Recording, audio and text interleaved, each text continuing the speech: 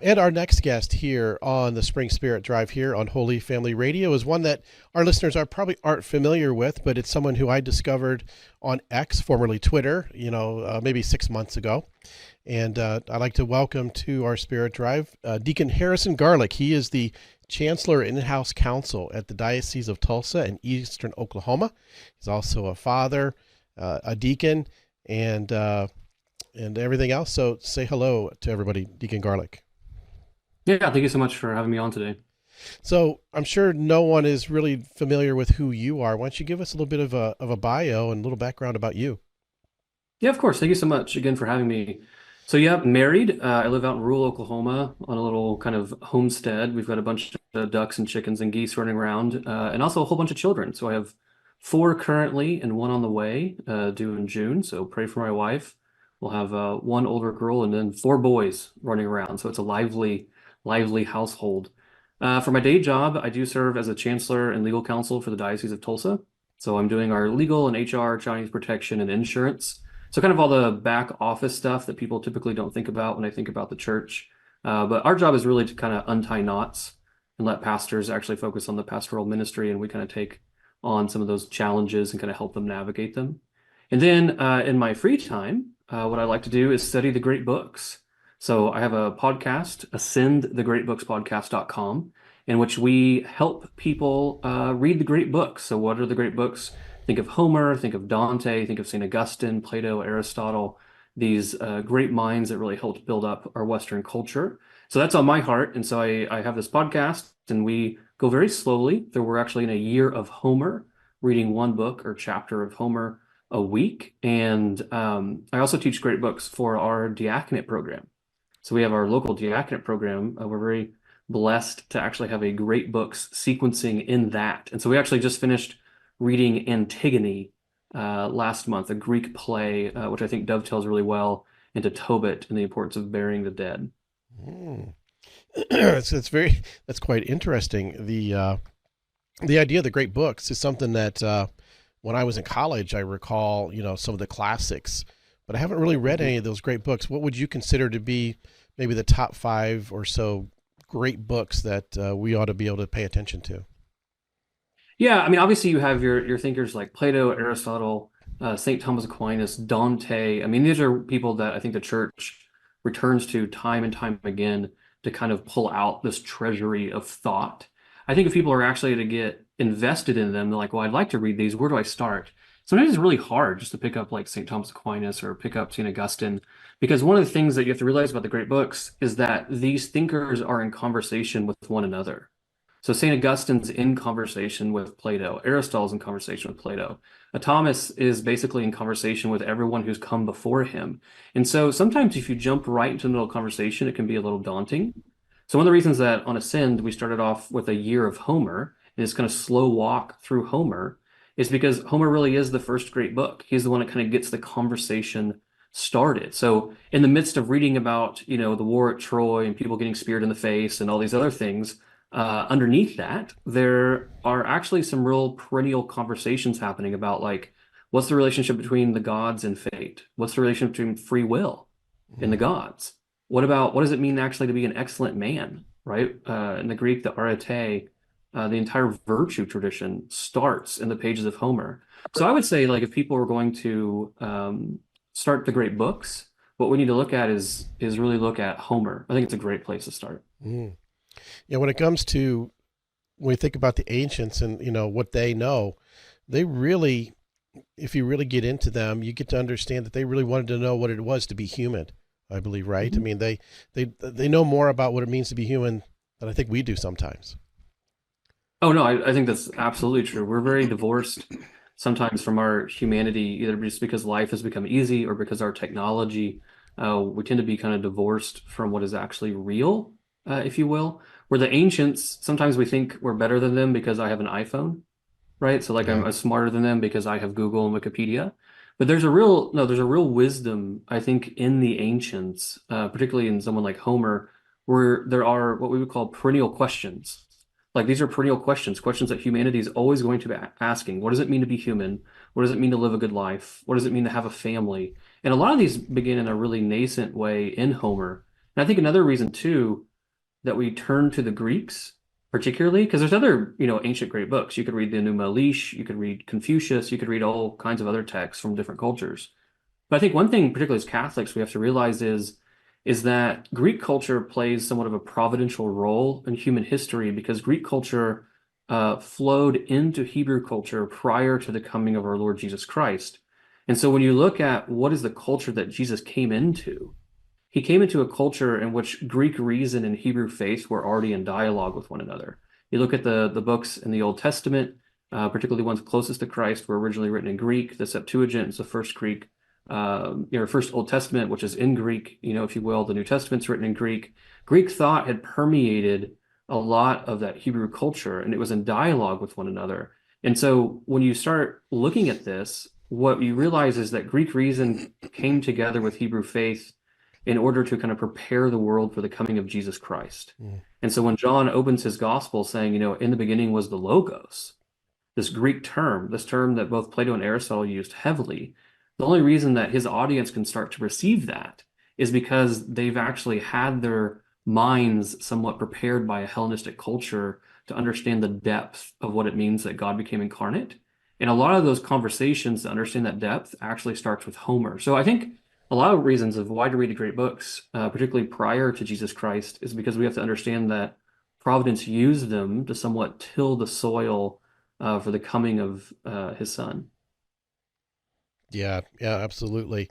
I had thought about that. I had considered that before. You had the philosophy of the ancient Greeks with the discipline of the Romans, Mhm. kind of a perfect storm in a way, right? To be able to, it, God in His providential, time, use use those foundations then to, bring forth, His kingdom here on earth.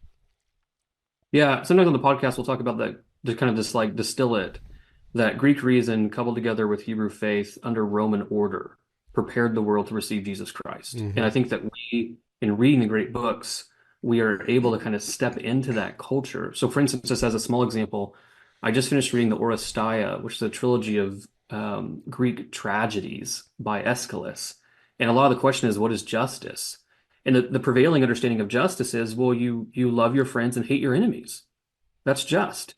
And it makes sense because if you love your friends and hate your enemies, you're not a betrayer, right? You Mm-hmm. won't betray people. Yeah. And so, you love the people inside your own polis, inside your own city state, and you hate those outside of it, and you live a pretty just life. And it really sets a lot of context for then when Christ comes in and says, love your enemies. He's turning that whole concept of justice on its head. And he even points out, like, well, of course, if you love your friends, even the pagans do that. Yeah. So what is it that the Christians bring that are unique? Well, we are supposed to love our enemies. And of course, you can pull from that without having read the Greeks. But if you've read the Greeks and seen the conversations they were having a couple centuries before, the incarnation, then it actually brings a lot more depth to the words and commands of Jesus Christ. Mm-hmm. Yeah, absolutely. So let's kind of fast forward then to today's age, and the kind of things we can learn from them to today. One of the things that really kind of stood out to me when I was going through my X feed was something that you had provided and written about the acedia, acedia, however you want to pronounce it. We might say it a couple different ways, Right. right? But because we kind of understand it to be slothfulness, like we think of a laziness and stuff. But you kind of presented it and broke it down in a way that I was like, oh my goodness, that makes a lot of sense for what's going on today. Especially for me, like as a man, what does it mean to be a man? Excellence, all those sort of things. Why don't you set the table there for us, and let's kind of plow through that a little bit. Yeah, of course. So I think when a lot of people, as you said, think of acedia, achadia, there's lots of pronunciations for it. When you think of just like a general slothfulness, we typically think of like a lazy person, right? Like, well, I'm going to lay on the couch and just scroll through Facebook or look at Netflix all day. And therefore, that's, one of the seven deadly sins, and that's that slothfulness. That's certainly a part of it, but that doesn't really get to the heart of it. And I think an example is that, the marathon runner could be suffering from acedia. The highly successful CEO could be suffering from a spiritual slothfulness. Aquinas tells us that sloth is really a sadness or a lack of love about the things of God or the things that really matter in life, right? Another way to look at it, which is the one that I think helps the most, is that acedia is a cooling of love. It's a cooling of love that actually then terminates in a certain inactivity. And so, for a good example of this, in Dante's Purgatorio, when Virgil, his guide, Dante the Pilgrim, is being taken up the mountain of Purgatory by this Roman poet, Virgil, when they get to the terrace, the part of the mountain that purges the soul of sloth, Virgil gives like this little speech about what is slothfulness. And he actually explains it by explaining what is our natural love, like this amor, this eros that we have. And he talks about that the soul is like fire. It wants to ascend. The soul has a natural element in it, a natural disposition, a nature to move upward. It wants to move from, say, the lower things in life to the higher things. It moves from lesser goods to higher goods, from lower beauties to higher beauties. And this creates a certain spirituality of ascent and you see this within our spiritualities. We talk about ladders, we talk about climbing mountains, right? A lot of the spiritual classics are contextualized as the soul has to move upward. And that's where this comes from, is that the soul is like fire. It wants to move upward. And what acedia does is it comes in and it cools that fiery love. It cools it insofar as the soul, why it's considered slothfulness is the soul no longer wants to climb a ladder of love. It no longer wants to climb this ladder of holiness, which at the top is God, ultimately. And it comes in, but the thing that's so dangerous about acedia, and why it's called the Noonday Devil, which is, by the way, there's a phenomenal book called The Noonday Devil. So if you want to kind of follow this up and say, where can I learn more about it? That's the book I would point you to. It's called The Noonday Devil because it can seep into your life at the time that you least expect it. So at noonday, there's no shadows, right? There's no shadows, there's no darkness, but yet this demon still slips in somehow, and it causes that love to cool. And it's so easy not to realize that that is happening, that our zeal for things that are important in life have started to cool. Because I'm not committing a sin. I'm not doing anything bad. I'm not committing, right, an actual act, but it's the lack of things that start to kind of erode your spiritual life that we can become very blind to. Mm. Yeah. Excuse me. The idea that it slips in and it basically you begin to not strive for greatness, right? In terms of, going up that ladder. It's like, well, I'm good enough. I don't have to do this if I don't want to. That's hard. But then it's kind of, I've heard it said also that when you begin to quell that sense of striving for greatness in yourself, you then begin to hate it in others. You don't want others to then also achieve greatness in a way, correct? Correct. Yeah. So one way to look at this is that our natural love that we have, so we're talking about the natural love, not even like charity that we receive in baptism by having grace in our life, but just like the natural love that we have. That natural love, like a fire, we have to understand that it was enkindled in us by God. Because what ends up happening is that, like, listen, we all want to be happy. Like that's the point. We all make decisions based on the fact that we think this will make us happy. We want to seek happiness. We think this will better us. And so the problem is that, happiness, like when I attain something that's good and I become happy, that's great. But the problem is that I don't want to be happy some of the time. I want to be happy all the time. Hmm. But the things that I can have in this life, even great things like a marriage or whatever, are all finite.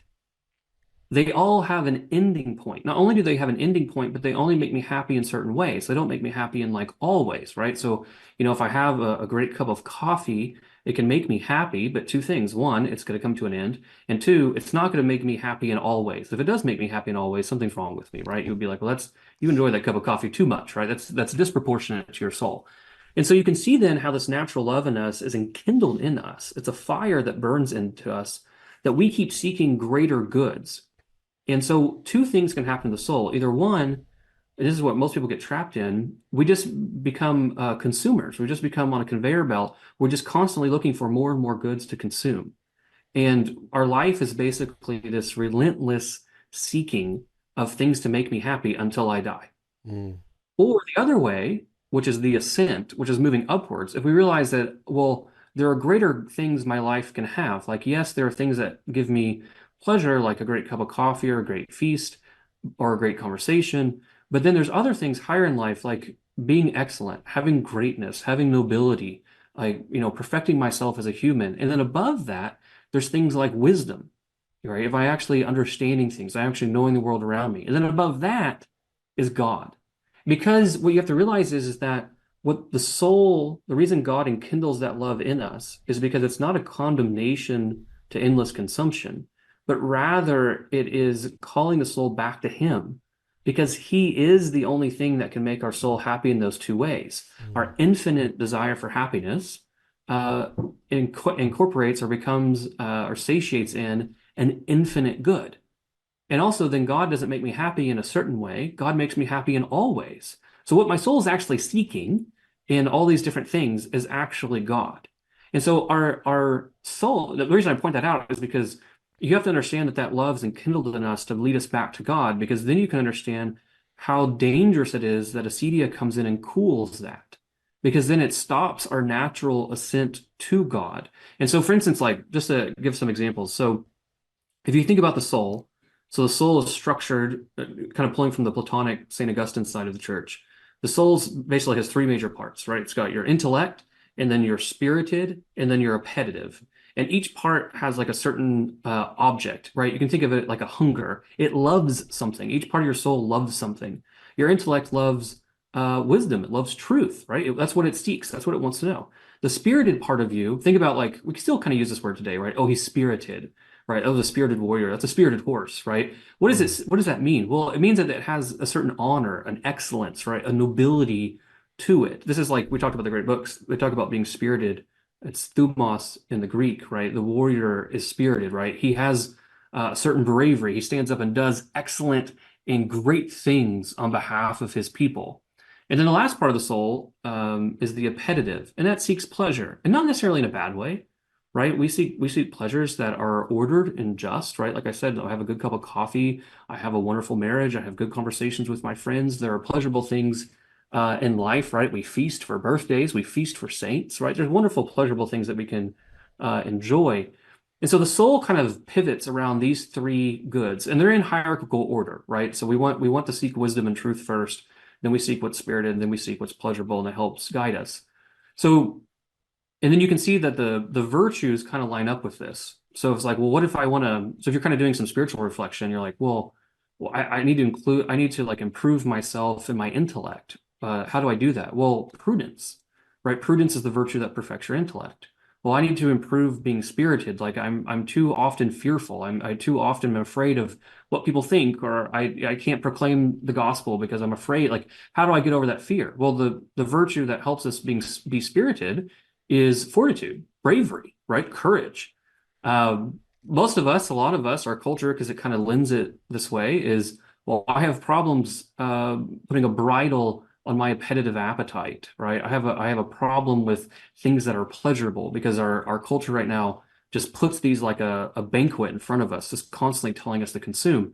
What virtue can help me there? Well, it's temperance, right? We practice temperance. And then in the St. Augustine's model, you might say like, well, I know my four cardinal virtues. Where is justice? Like where does justice fall? Justice is the virtue of being well ordered, and so it's like a veneer on the soul overall. It helps the soul be just and well ordered and become beautiful. And so as we pursue these things in our life, like from moving from lesser to higher things, we climb the ladder of love. We're pursuing holiness. We pursue these virtues that help perfect the different souls, or excuse me, the parts of our soul. We're configured then to Christ, right? We become more Christ-like the higher that we kind of ascend. And so you can see then acedia to be a cooling then is so dangerous to the soul. It stops us. And it's so dangerous because we don't even know what's happening. And so, for an example, let's take the intellect. Okay, so the intellect seeks truth, it's perfected by prudence. What happens though if the soul, particularly in its intellect, starts to suffer from acedia, a slothfulness, which means that love that the intellect has for truth starts to cool? Well, we see this in our culture all the time. What the intellect starts to believe is that there is no truth. I don't need to seek the truth. There is no truth. And this is where relativism comes in. right? Well, hey, that statement can't be true, right? All truth can't be relative because the fact that you said that is a truth and that can't be relative. So like this doesn't even make sense. For most people, it doesn't matter. Mm. They're like, just let me live the life I want to, right? The idea that our lives have to be consistent and according to a principle of truth doesn't even make sense to most people anymore. Why? Because that the intellect has somewhat atrophied. It's grown soft. It doesn't even seek its truth anymore. And so we're in a very relativistic culture. And as you already kind of alluded to, the next step after relativism is nihilism, that nothing matters Mm. at all. And that's where, as you mentioned, which I agree with, is the soul naturally should be seeking to be great. They talk about magnanimity, right? The virtue of being great-souled, which we contextualize in being Christ-like. The the culture or the soul that then falls into relativism and falls into nihilism starts to hate greatness, not just in itself, but in general. Yeah. And it will start to hate greatness so much that it will hate life itself. That life itself is not even worth living. And if that doesn't provide us somewhat of a spiritual insight into this culture of death that we have today, I don't know what does. Mm. Yeah, absolutely. Yeah, you kind of got to that one point that I was I was talking about, and that um, not yeah, you see it in our culture all the time, and that's what I was going to ask you about. It's like it's not only in us individually, but it also can then pervade our culture and the time that we're living in, to the point that Mhm. we're actually seeing it. Not it kind of slips in, but now it's rampant. It's everywhere, and in somewhere I think in another article, or maybe the same one, you mentioned about it's like being fat sold, right? Like we're like Yeah. we're like we're cows, not looking up Yeah. at all, right? Yeah. So there's a good article. I wrote an article called "The Crisis of Fat Souled Men." It was published on the Catholic website, the Josias. So if you're interested in this topic and you want something less than a book to read, I wrote, I don't know, it's probably 1,200 words, just kind of explaining this crisis that is acedia that's crept into us, particularly then kind of looking at it from the masculine standpoint. And yeah, because the problem is like we saw like, okay, what happens to the intellect, but this cascades down through the whole soul. So think about the spirited. So the spirited part of the soul, it seeks honor, it seeks glory, it seeks things that are noble, right? And it's perfected then by fortitude. Well, when acedia slips in and that love for what is excellent in life starts to cool, then yeah, we start to become at that point somewhat soft-souled.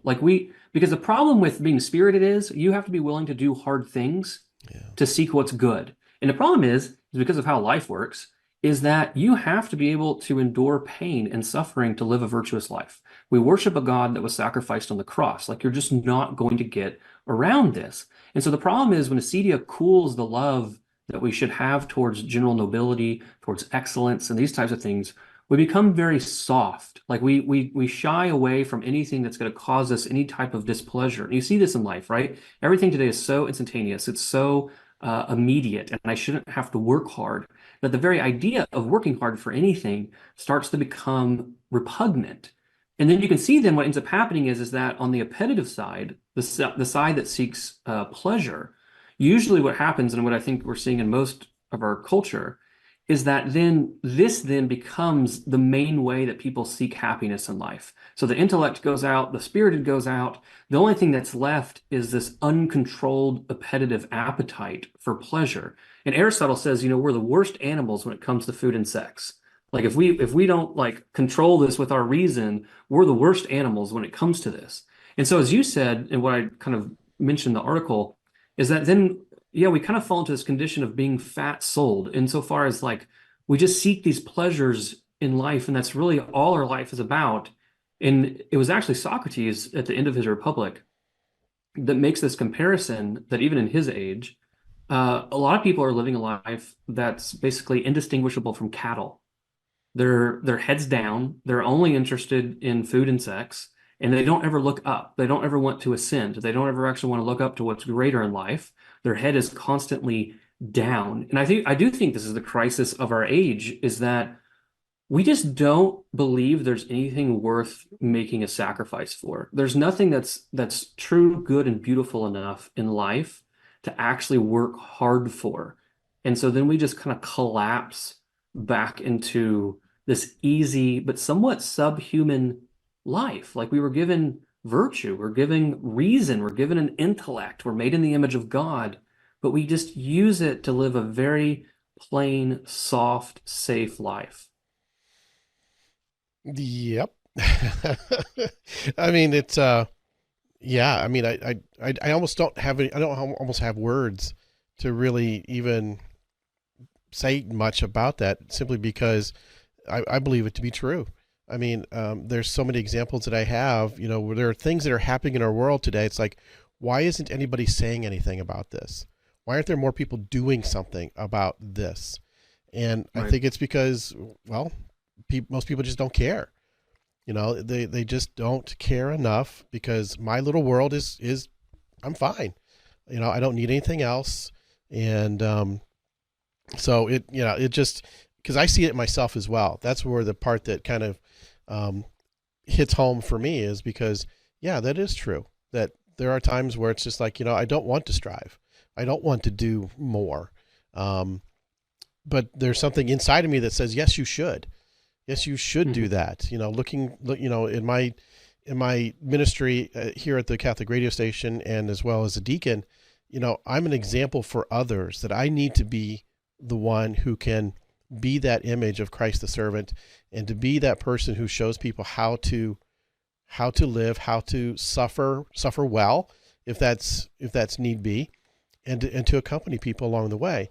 If I am caught up in this, then I am not much of help to them in how we should live our lives. And um, I see so many men, especially because of, you know, our culture with masculinity, we don't know who we are as men anymore. It seems like. Correct.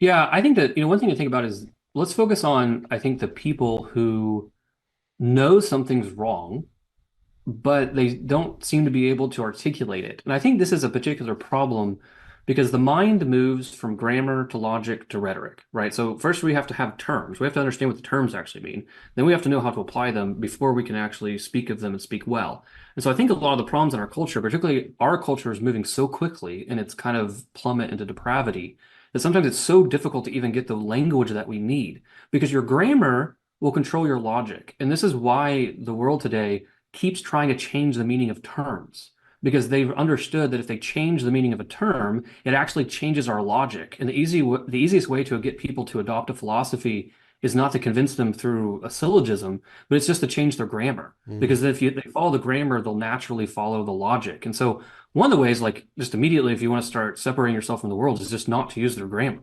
right? You want a grammar that's actually focused on things that are real, not things that are unreal. And that will help your logic a lot. But I do think that to your point, I think you alluded to this earlier. I do think that acedia, it really is the sin of our age. In that book I mentioned earlier, The Noonday Devil, that's its basic thesis. And typically, if you think about the exorcism ministry, just kind of as a trope, you kind of have to know the name of the demon before you can exorcise it. And if you don't know the demon you're dealing with, you have a problem. And so I think a lot of the main evils that we face today is because we've lost the grammar to articulate them. And so we can't even name the demon. And I think it's not surprising to me that once you understand what acedia is, you then see it all around you. But it's also one of the most misunderstood sins, right? It's like, oh, it's just like a slothfulness. No, if you understand that it cools the love of the soul, then you really kind of understand that it somewhat becomes this like architectonic sin that has somewhat just structured our entire culture. And once you see it, you can't unsee it. And so I think one of the ways you say, well, how do we start pushing out against this, or how do we get more people to talk about it? I think the first thing is you just got to give them the grammar. You just got to show them like this is how we articulate it. This is the parts of the soul. This is who we are, right? Because things like education, culture, politics, these are all downstream from what we think it means to be human. Mm-hmm. So it's really helpful if you understand then like the structure of the soul. Do you know what the parts of your soul actually seek? It allows you to kind of self-diagnose, and this is kind of helpful just for examination of conscience before you go to confession and things like this. But then it also says, well, our culture is basically, a collection of humans. And so it's nice to understand human nature because you understand the problems we have when we get together. And you can start to kind of diagnose the things around you and help explain them to others and give people the grammar, because I think the people that are really on my heart is like, yeah, there's a lot of people that are lost in this life of cattle that I think understand that there must be something more to life, but they don't know where to look. But we also have a lot of people in the church who know something's terribly wrong, but don't know how to articulate it. And so it's hard for them then to reach their friends and family for Christ because they don't know exactly what's going on. So I really hope that a lot of these conversations on Acedia help give people the grammar, not only for their own interior lives, but also for their conversations with others. Mm. Yeah, well said. I was just thinking about, what is this? What is the prescription that we can write then to be able to help ourselves? What's some advice that you have for our listeners who might want to delve more into this and kind of maybe try and stir something up in them? Yeah, I think, well, so if you look at the parts of the soul, so if you're looking at the intellect, it helps to read about it. It helps to understand these things. Like I said, The Noonday Devil, which is a book by Abbot Nault, if I remember right. And so it's a wonderful, wonderful text. It's the one that I still remember like being halfway through that book and being in my dining room and putting the book down and just walking around my house several times because it clicked and it was really hard. Like I had to like process before I could read more. So it's a wonderful book, very well received. It's by Ignatius Press, if I remember correctly. And then I've written a few articles on this. So like I said, The Crisis of Fat-Souled Men. The fat souled is not a term that's used very often. So if you Google that, it's on the Josias and it pops up, pretty quickly. I also wrote, which might be somewhat confusing, but I wrote an article not too long ago called In Defense of Erotic Love. In Defense of Erotic Love. And the reason I use that term outside of being catchy is because in the Greek, that natural love that we've talked about here today is called eros. That's actually its term is eros. In English, that gets translated a lot of times into the erotic. But if you can see why, if you understand the philosophy, because the erotic usually is always focused on the pleasurable, on sexuality. But one of the things that our forefathers understood is that the love that's seeking wholeness and satisfaction in sexuality is the same love that's trying to seek things that are noble and excellent and trying to seek wisdom and ultimately trying to seek God. And so, to borrow a phrase from Chesterton, the man knocking on the door of the brothel is looking for God, right? He doesn't understand that the wholeness and satisfaction that he's trying to satiate in sexuality will actually be better satisfied if he ascends, if he goes up, and not a life of cattle, but actually goes and tries to find the higher things of life. And so I wrote that article, which is it's published with our diocese, the Diocese of Tulsa, in defense of erotic love, mainly pulling from Pope Benedict XVI when he wrote his encyclical Deus Caritas Est. It didn't really make a huge impact, so I'm not sure people knew what to do with it, but he actually starts off his encyclical with a defense of eros, with a defense of erotic love, as we originally see in Plato. And so it goes back into the fact that it's hard to understand acedia as a defect if you don't even understand what it's defecting, if that makes sense, right? So like if you don't understand what the love is, what your eros, what your amor, what your natural love is, it's hard then to understand what acedia is doing to your soul. And so I think looking at these things of like, what does it mean to have that natural love? And what does it mean to understand that the love naturally wants to ascend to God through this ladder of love will also really help you. So I think as far as like cultivating the intellect, there's a few resources out there as well. And then obviously prayer, fasting, and almsgiving. These are the ways the church has always told us that we need to configure our souls to Christ. It helps because you say, well, be virtuous, practice the virtues, be prudent, be just, be temperate. Like, great. Well, how do I do that? Prayer, fasting, and almsgiving, they help discipline the soul. And that will kind of, particularly if you have a map of the soul in your head, I think it will greatly help you to then understand, okay, where are my deficiencies? What do I need to focus on? Well, I need more fortitude. I'm afraid to preach the gospel. I'm afraid to say certain things, right? I'm letting the culture put a pall of fear on top of me, or maybe like my pleasurable appetites are out of control.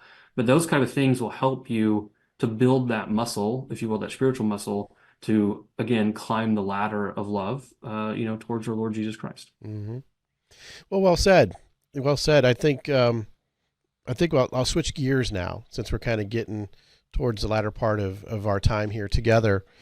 And that is, the Holy Family Radio is a Catholic radio station. We've been around now for almost 14 years, and which is one of those things where I got involved with it 10 years ago. And so now, maybe actually a little bit longer than that. And it's affected a lot of people's lives in many, many different ways. Catholic radio is kind of I call it a thankless sort of, radio is a thankless sort of thing to be in, because you're sending the signal out. You have no idea who's tuned in, who's taking in what we're providing in a way. And all we're doing is we're the conduit. I tell people that if you want to be involved with evangelization, just sow a seed into our ministry here, and we'll do the heavy lifting for you, so to speak. And so I know that the Catholic Radio has a presence there in your diocese in the state of Oklahoma. And what are some of the things that they do? And I think before we started, you talked about one of the things that Catholic Radio does and has helped in your diocese. Yeah, I mean, Catholic radio, I think, is incredibly important. We have two major groups in Oklahoma that run our radio stations, and we've just seen a lot of fruit. I like what you said about sometimes it's a thankless ministry because you're just kind of sending out the signal. But in a lot of ways, I think that also precipitates a lot of very beautiful stories. And so a lot of the things that I've seen, because the individual who used to run, or who does run our radio station, used to work at our chancery as well. And so during that time period, I was able to see a lot of the letters that are sent in about people who honestly were just searchers. They're looking, right? Like we talked about earlier, right? Their love is seeking for something greater and higher to satiate in. And they would have these wonderful letters of people who never would probably darken the door of a Catholic church. They don't even know a Catholic. In Oklahoma, we're 4% of the population. You gotta do some work to run into a Catholic around here. But they'll run into our radio station and they'll find truth. They'll find things that are good. They'll find things that are beautiful, and they'll kind of write this in. And one of the kind of particular things that we've seen as far as the population that's been really well served is we've done an intentional effort to try and get our Catholic radio near our prisons, because we've seen just a lot of benefit of the prisoners then writing us letters that this has really helped them. And so we kind of saw this kind of happened accidentally at first. And then once we saw like, oh, wait, this is a huge ministry, then our prison ministry kind of partnered with our Catholic radio and has really been helping to try and make sure that these guys can get access to our Catholic radio. And we're seeing a lot of lives turn over. Our bishop actually will go in the prisons and do the baptisms and confirmations, et cetera, around Easter. And the photos out of that are just amazing and beautiful, right? And so I think Catholic radio has a way of stepping into people's lives in ways that we just don't know, right? I mean, it really is like just a present signal of sending out things that are true, good, and beautiful. And it's amazing what Providence can then use that for. Mm. Yeah, well said. Yeah, I agree. We get letters all the time where you've got married couples where one's not Catholic and the other is, and Catholic radio being on in the car kind of helps them to, in a sense, passively, introduce some things. And next thing the other one's, joining the church, they're in RCIA, people have come back to the church. There are lots of great stories out there. So it's good to hear, some of those testimonies now and then. Now, I'm sure this is not related to Catholic radio, but one thing that I discovered along the way is that you're actually a convert. What's the story with that?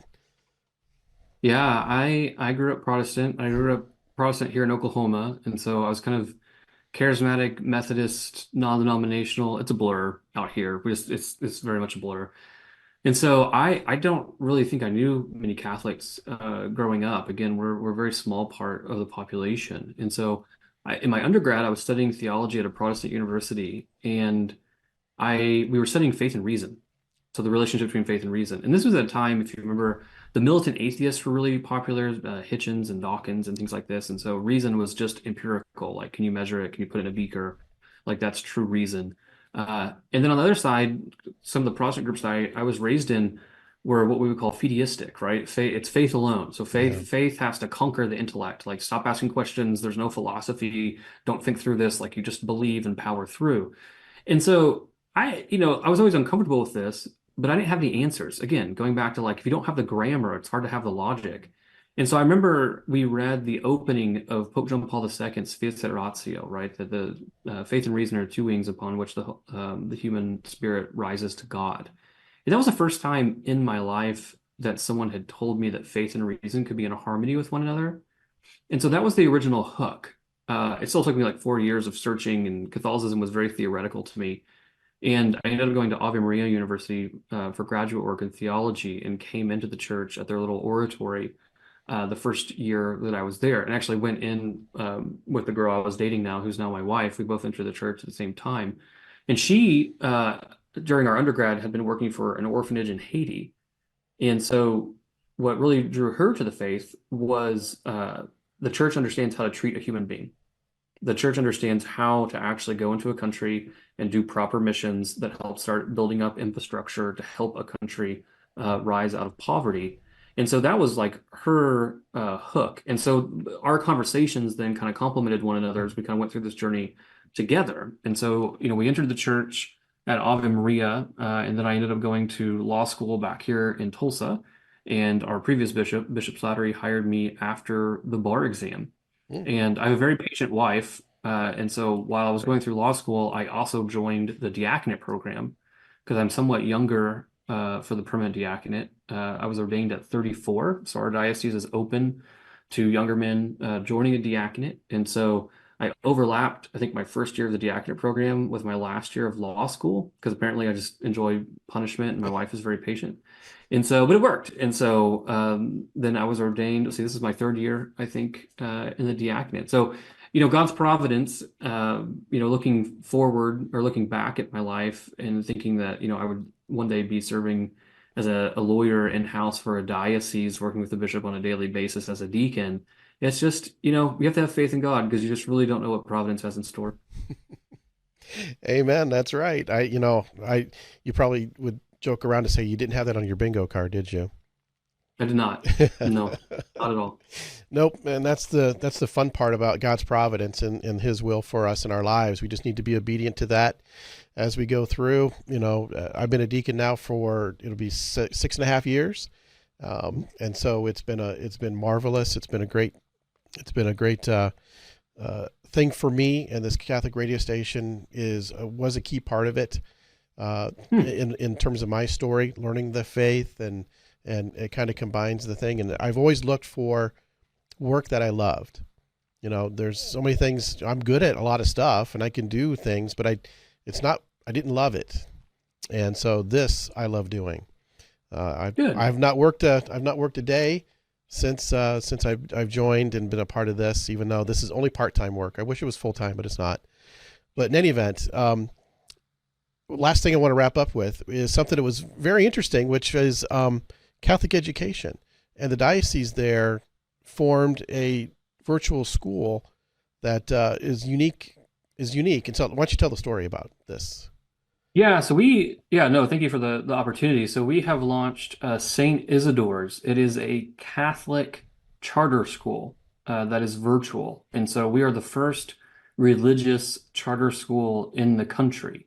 And so if you're unfamiliar, right, the charter schools is basically when the state contracts out with a group and then the state pays that group then to run a school. So it is, a lot of times this has not been open to religious groups. And so we have very much, I think, with the blessing of the bishops and the Catholic community, come in and said, no, I mean, this is something that we can offer the state, right? The state has a right to contract with religious groups, and religious groups have a right to be open and available for those contracts and not to be precluded from them.